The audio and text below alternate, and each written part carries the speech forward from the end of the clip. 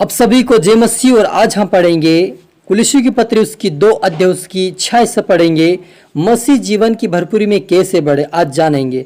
अतः जैसे तुमने मसीह यीशु को प्रभु करके ग्रहण कर लिया है वैसे उसमें चलते रहो और उसी में जड़ पकड़ते और बढ़ते जाओ। और जैसे तुम सिखाए गए वैसे ही विश्वास में दृढ़ होते जाओ और अधिकाधिक धन्यवाद करते रहो। हालेलुया। प्रार्थना करें। धन्यवाद मेरे परमेश्वर पिता, प्यार प्रभु जी, आज पिता इस वचन के द्वारा हर एक से बातें कर।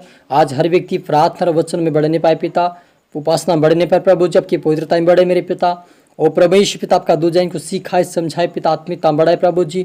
आपके राज्य के वारिस बने पिता, कोई भी नष्ट न होने पाए, कोई वंचित नहीं के प्रेम से, लेकिन आपके प्रेम में हमेशा बढ़े मेरे पिता परमेश्वर। हर तरह तुम सब आप मेरे मुख शक्र बोले मेरे परमेश्वर पिता। ये प्रार्थना दुआ यीशु तेरे मीठे मधुर नाम से मांगते हैं, आमीन। तो मेरे अजीजों, यहाँ पर पौलुस कहता है कि अतः जैसे तुमने मसीह यीशु को प्रभु करके ग्रहण कर लिया है वैसे उसमें चलते रहो और उसी में जड़ पकड़ते और बढ़ते जाओ। और जैसे तुम सिखाए गए वैसे ही विश्वास में दृढ़ होते जाओ और अधिकाधिक धन्यवाद देते रहो। हालेलुया। मेरे अजीजों, आप और मैंने प्रभु यीशु मसीह की शिक्षा को पाया है और प्रभु यीशु ने यही सिखाया है कि हमें पड़ोसी से प्रेम करना है, हमें अपनों से प्रेम करना है, हमें एक दूसरे से प्रेम करना है। ये प्रभु ने हमें सिखाया है, तो उसके प्रेम और उसके विश्वास में हमें बढ़ते जाना है, घटना नहीं है, लेकिन हमें आगे बढ़ना है, क्योंकि परमेश्वर वो चाहता कि हम हर एक व्यक्ति उसकी पवित्रता में, उसके वचन में और उसके विश्वास में बढ़े। हालेलुया।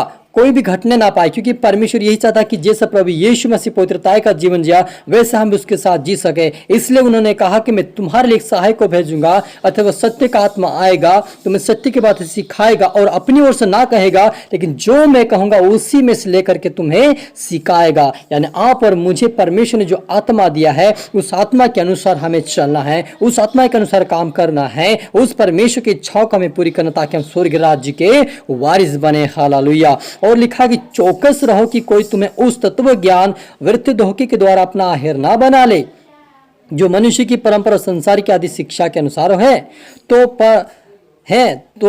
पर मसीह के अनुसार नहीं, क्योंकि उसमें ईश्वरत्व की सारी परिपूर्णता और सदैव वास करती है और तुम उसी में भरपूर हो गए हो, जो सारी प्रधानता और अधिकार का शिरोमणि है।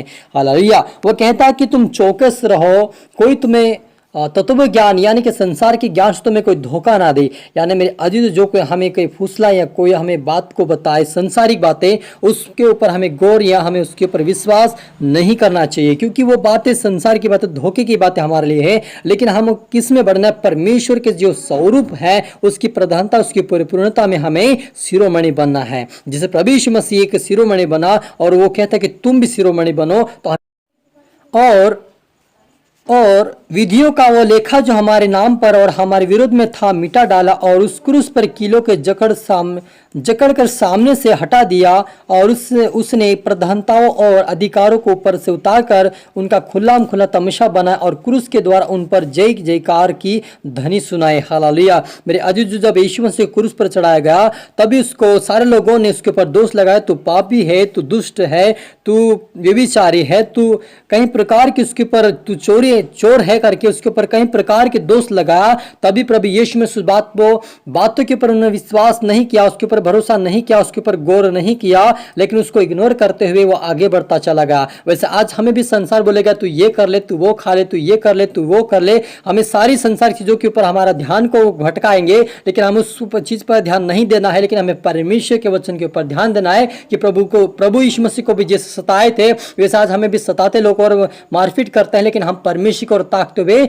आगे बढ़ना, ताकि हम जो स्वर्गीय हमारे लिए जो इनाम रखा हुआ है स्वर्गीय राज्य में, उस इनाम को हम प्राप्त कर सके। क्योंकि जितने लोग को प्रभु यीशु मसीह ने कहा कि जितने लोग धीरज धरेंगे उसी का उद्धार होगा। यानी हमें धीरज धरना अवश्य है, चाहे जैसी परिस्थिति, चाहे जैसी मुसीबत आए, लेकिन फिर भी हमें प्रभु यीशु मसीह की प्रार्थना में, वचनों में बढ़ना है, ताकि उसके राज्य के वारिस बनकर एक दिन आस पाकर स्वर्गीय राज्य में एक स्वर्गीय मुकुट पा सके। कोई मनुष्य आत्मिक हिंता और स्वर्गदूतों की पूजा करा के तुम्हें दौड़ के प्रतिफल से वंचित ना करे। ऐसा मनुष्य देखी हुई बात में लगा रहता है और अपने शारीरिक समझ पर व्यर्थ फूलता है। हालेलुया। वह कहता है कि तुम्हें कोई मनुष्य आत्महीनता और स्वर्गदूतों की पूजा करा के तुम्हें उस प्रतिफल से वंचित ना कर दिया। यानी परमेश्वर ने जो वायदे किए कि मैं तुम्हें स्वर्गीय जीवन दूंगा, स्वर्गीय मुकुट दूंगा, उस मुकुट को प्राप्त करने के लिए हमें संसार की चीज़ों को त्यागना पड़ेगा। और वो कहता कि यदि तुम्हें कोई कहे कि यहाँ पर स्वर्गदूत है उसकी पूजा कर, तब भी हमें नहीं करना है, उस चीज़ पे नहीं ध्यान देना है कि वहाँ स्वर्गदूत दिखाई दिया,